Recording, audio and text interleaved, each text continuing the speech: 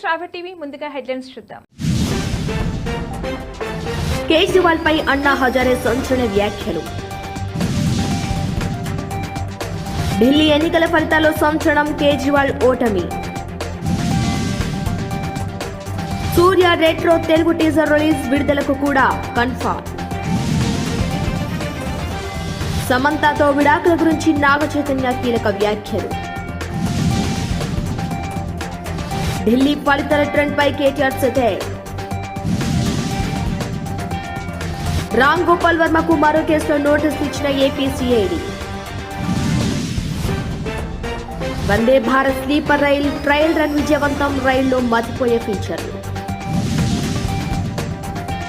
ప్రభుత్వ భూములను ఫ్లాట్లుగా చేసి అమ్ముకున్న బీఆర్ఎస్ పార్టీ మాజీ sarpanch. Mega organic Mela.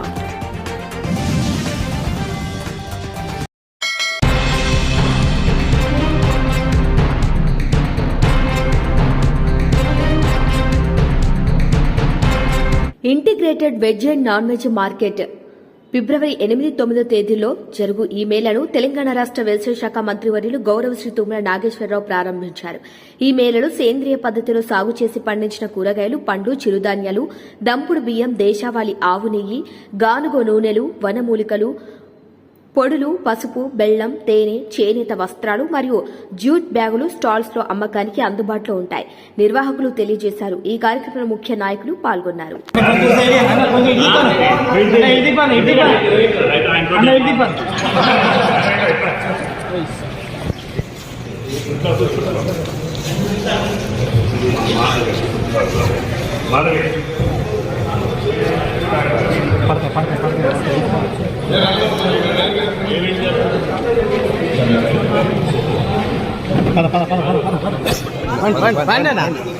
Morning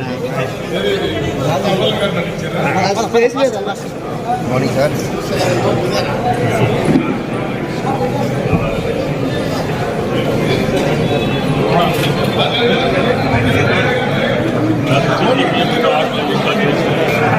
అంతే గుర్తునేలే.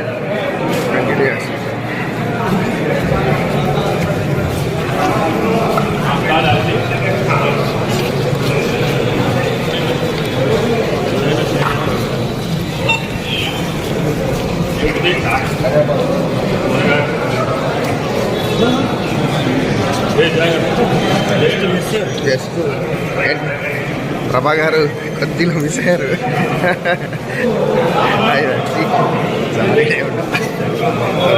రామరావు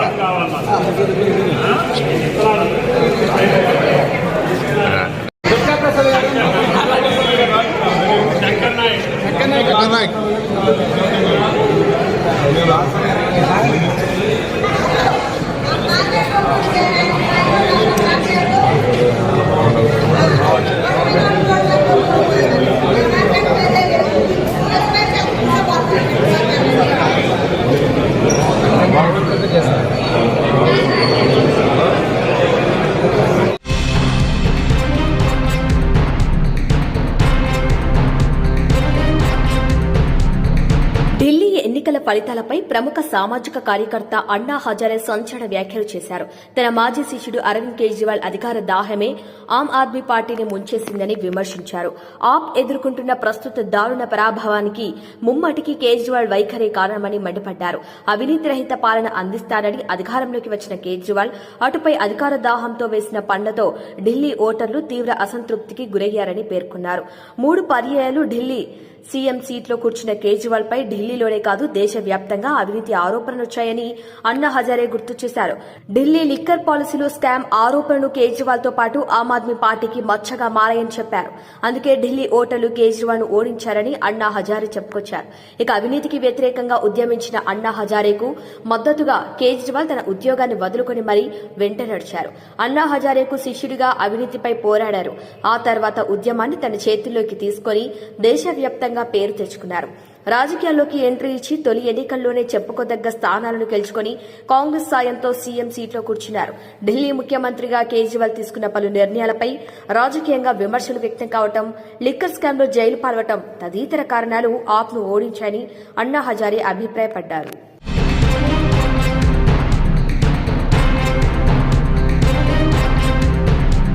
ఢిల్లీ ఎన్నికల ఫలితాల్లో సంచలనం చోటు చేసుకుంది. మాజీ ముఖ్యమంత్రి ఆమ్ ఆద్మీ పార్టీ చీఫ్ అరవింద్ కేజ్రీవాల్ ఓటమి పాలయ్యారు.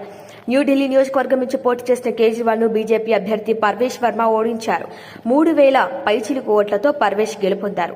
మాజీ ఉప ముఖ్యమంత్రి ఆప్ కీలక నేత మనీష్ సిసోడియా కూడా ఓటమి పాలయ్యారు. జంగ్పురా నియోజకవర్గం నుంచి పోటీ చేసిన సిసోడియా 600 ఓట్లకు పైగా తేడాతోనే ఓడిపోయారు. ఇక జైలుకు వెళ్లొచ్చిన సానుభూతి సిసోడియాను ఈ ఎన్నికల్లో గట్టెక్కించలేకపోయింది. బీజేపీ అభ్యర్థి తర్విందర్ సింగ్ ఇక్కడ గెలుపొందారు. అసెంబ్లీ ఎన్నికల ఫలితాల్లో తొలి విజయం ఆప్ ఖాతాలోనే పడింది. ఇక కొండ్లి నియోజకవర్గంలో తొలి ఫలితం వెలువడింది. ఈ నియోజకవర్గంలో ఆప్ తరపున పోటీ చేసిన కుల్దీప్ కుమార్ గెలుపొందారు. ఇక బీజేపీ అభ్యర్థి ప్రియాంక గౌతమ్ పై కుల్దీప్ 6,293 ఓట్ల మెజారిటీతో ఘన విజయం సాధించారు. కాగా లక్ష్మీనగర్ నియోజకవర్గంలో అభయ్ వర్మ విజయం సాధించడంతో బీజేపీ ఖాతా తెరిచింది.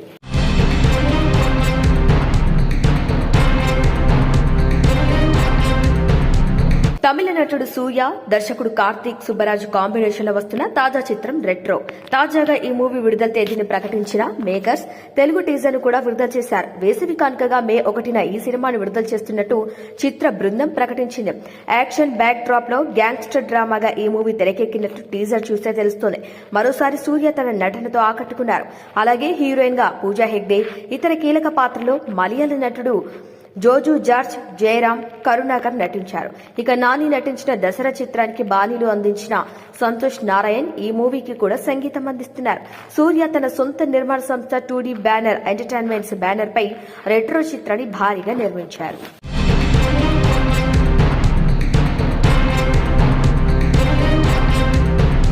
టాలీవుడ్ వివాదాస్పద దర్శకుడు రామ్ గోపాల్ వర్మను వరుస కేసులు వెంటాడుతున్నాయి.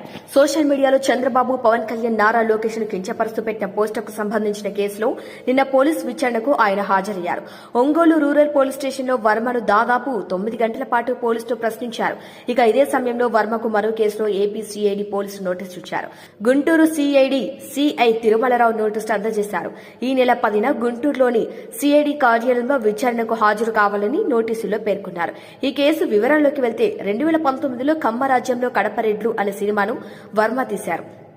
తమ మనోభావాలు దెబ్బతీసేలా సినిమా తీశారంటూ గత ఏడాది నవంబర్ 29న తెలుగు యువత రాష్ట్ర అధికార ప్రతినిధి బండారు వంశీకృష్ణ సీఐడీ పోలీసులకు ఫిర్యాదు చేశారు. ఈ ఫిర్యాదు మేరకు వర్మపై సీఐడీ పోలీసులు కేసు నమోదు చేశారు. తాజాగా విచారణకు రావాలంటూ నోటీసులు జారీ చేశారు.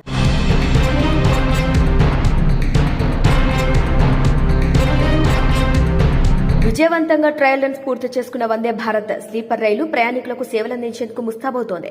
ప్రయాణికులను అత్యంత వేగంగా గమ్యస్థానాలకు చేర్చే ఈ రైల్లో ప్రయాణం సురక్షితంగా, సౌకర్యవంతంగా ఉండేలా డిజైన్ చేశారు. భారతీయ రైల్వేలో మైలురాయిగా మిగిలిపోనున్న ఈ రైలు ప్రయాణికులకు ప్రపంచ స్థాయి అనుభూతిని అందించనుంది. ఇక research designs and standards organisation ఆధ్వర్యంలో వందే భారత్ స్లీపర్ రైలు విజయవంతంగా ట్రయల్స్ పూర్తి చేసుకుంది. ముంబై, అహ్మదాబాద్ మధ్య 540 కిలోమీటర్ల మేర ఈ ట్రయల్స్ నిర్వహించారు. భారత తొలి వందే భారత్ స్లీపర్ రైలు నిర్మాణాన్ని చెన్నైలోని ఇంటిగ్రల్ కోచ్ ఫ్యాక్టరీ గత ఏడాది డిసెంబర్ 17న పూర్తి చేసింది.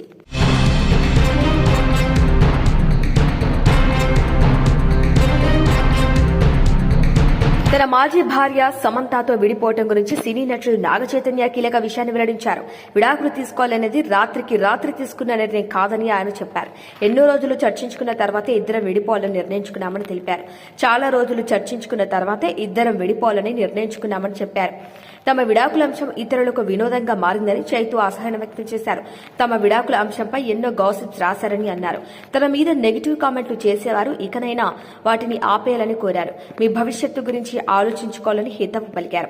తాజాగా ఇచ్చిన ఓ ఇంటర్వ్యూలో ఆయన ఈ మేరకు స్పందించారు. సినీ పరిశ్రమలో పీఆర్ యాక్టివిటీ గురించి ఆయన మాట్లాడుతూ ఈ రోజుల్లో తమ సినిమాలు ప్రమోట్ చేసుకోవడానికి ప్రతి ఒక్కరూ పీఆర్లను నియమించుకుంటున్నారని చెప్పారు. తాను పీఆర్ గేమ్లోకి ఆలస్యంగా వచ్చానని తెలిపారు. సినిమా షూటింగ్ అయిపోయిందా, ఇంటికి వెళ్లామా, మన జీవితం మనం చూసుకున్నామా అన్నట్టుగా తన జీవితం ఉండేదని చెప్పారు. తనకు రాజకీయాలు తెలియవని అన్నారు. నువ్వు ఉన్న రంగంలో రాణించాలంటే కొన్ని పనులు చేయక తప్పదని అన్నారు.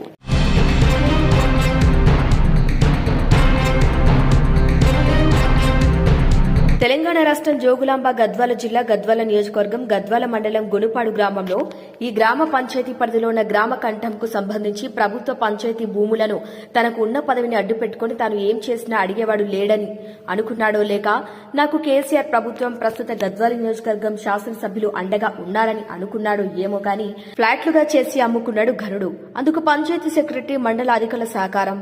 పూర్తి వివరాలకు వెళ్తే వీలైతే గోనుపాడు గ్రామ సర్పంచ్ గా కొనసాగిన గత కేసీఆర్ ప్రభుత్వ పార్టీ అభ్యర్థి మజీద్ అనే వ్యక్తి సర్పంచ్ గా గెలుపొంది ఈ గ్రామాన్ని పరిపాలన చేశాడు. కానీ ఆ పదవిని అడ్డుపెట్టుకుని తాను ఇష్టం వచ్చినట్లు ప్రభుత్వ భూములను అలాగే కేంద్ర రాష్ట్ర పంచాయతీ నిధుల బడ్జెట్ ను దుర్వినియోగం చేసినట్లు అదే గ్రామవాసి అయిన వ్యక్తి ఈయన గారి బాగోతంను బయటపెట్టగా సదరు ఆ వ్యక్తికి ఫోన్ ద్వారా బూతులు మాట్లాడుతూ తనను చంపుతారని భయాందోళనకు గురిచేసే బెదిరింపు కాల్స్ చేస్తున్న వైనం. కాబట్టి ఇలాంటి ప్రజాప్రతినిధుల ప్రజలను పరిపాలన చేసేది గ్రామంలను, నియోజకవర్గంలను, జిల్లాలను అభివృద్ధి చేసేది ప్రజలకు మంచి చేసి సుపరి ప్రజా పరిపాలన అందించేది ఇలాంటి మోస ప్రజాప్రతినిధులు. నాయకులు పదవులను అడ్డుపెట్టుకుని ప్రజల సొమ్మును, ఆస్తులను దోచుకునే దొంగలకు ఓట్లేసి పదవులు కట్టబెడుతున్న ఓటర్లు పనికి మాలిన ఎదవలయ్యి ప్రజలు ఎంత నష్టపోవాలో అంతకంటే ఎక్కువ నష్టపోవడం జరుగుతుందని ప్రజలు ఆరోపణ చేస్తున్నాయి. ఈ ప్రభుత్వ భూముల కబ్జా బకాసురులపై స్పందించి చర్యలు తీసుకోవాలని కోరుకుంటున్నారు. గవర్నమెంట్ పథకాలు పెట్టుకున్నాను. ఖాళీ స్థలాలు ఉంటే ఇల్లు కట్టుకోండి, బిల్లులు ఇస్తామని అట్లా ఆశపడే నేను ఇల్లు కట్టుకున్నాను. ఇల్లు కట్టుకుని అంతా అప్పయింది సార్.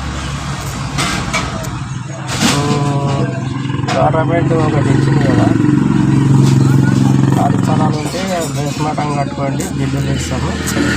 అట్లా ఆశపడి నేను ఇల్లు కట్టుకొని అప్పు చేస్తున్నా. ఇంతవరకు ఒక బాత్రూమ్ బిల్లు కూడా చేస్తున్నాను గవర్నమెంట్, అని మాకు చేంజ్ చెప్పలేదు. ఇప్పుడు నేను అట్లా ఆశపడి నేను ఇల్లు కట్టుకున్నా. 10 లక్షలు అప్పు అయింది నాకు. చేసిన కష్టం వల్ల వడ్డీలు కట్టడానికే సరిపోతుంది. పిల్లలకి ఎట్లా చదివించుకోవాలా, పిల్లలు ఫీజులు కట్టలేక నానా తిప్పలు పడుతున్నాను నేను. పథకాలు పెడితే గ్యారెంటీగా ఇవ్వండి, కానీ మళ్ళీ మీరు ఇస్తున్నారా, మధ్యలో తింటున్నారా అది తెలియదు. నాకు చేయలేదు, చెప్పలేదు. మళ్ళీ నేను ఇల్లు కట్టుకున్నా, మళ్ళీ నాకు బిల్లు చేయమంటే నీకు ఇల్లు ఉంది అంటున్నాను. ఇల్లు ఎట్లా వచ్చింది? అది కడితే వచ్చిందా లేకుంటే గవర్నమెంట్ ఇచ్చిందా? ఎవరు ఇచ్చినారు నాకు? ఆశ పెడితేనే కదా కట్టుకున్నాను. ఏదో ఎప్పుడో ఒకసారి వస్తాయిలే అని కట్టుకున్నాం. బిల్లు వస్తలేదు. ఇక సగం పని ఉంది నాకు. గోడలు ప్లాస్టర్ ఉంది. వానలకి అంతా కరిగిపోతున్నాయి, పిల్లలే కరిగిపోతున్నాయి. ఇల్లు చేస్తలేరు, ఊర్లో ఎవ్వరు చేస్తలేరు. ఎవరు కడితే ఇల్లు ఉంది అంటున్నారు.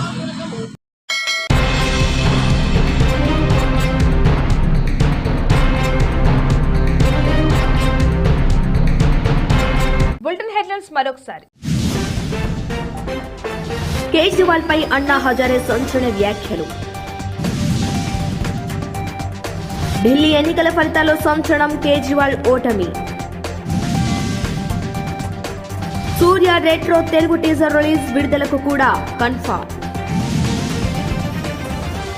సమంతతో విడాకుల గురించి నాగ చైతన్య కీలక వ్యాఖ్యలు. ఢిల్లీ ఫలితాల ట్రెండ్ పై కేటీఆర్ సెటైర్. రామ్ గోపాల్ వర్మకు మరో కేసులో నోటీసులు ఇచ్చిన AP CID. Vande Bharat sleeper rail trial run విజయవంతం, రైల్లో మతిపోయే ఫీచర్లు. ప్రభుత్వ భూములను ఫ్లాట్లుగా చేసి అమ్ముకున్న బీఆర్ఎస్ పార్టీ మాజీ సర్పంచ్. Mega organic mela. ఇవి వాళ్ళ బులెటిన్ అప్డేట్స్. కీప్ వాచింగ్ స్ట్రాబె టీవీ.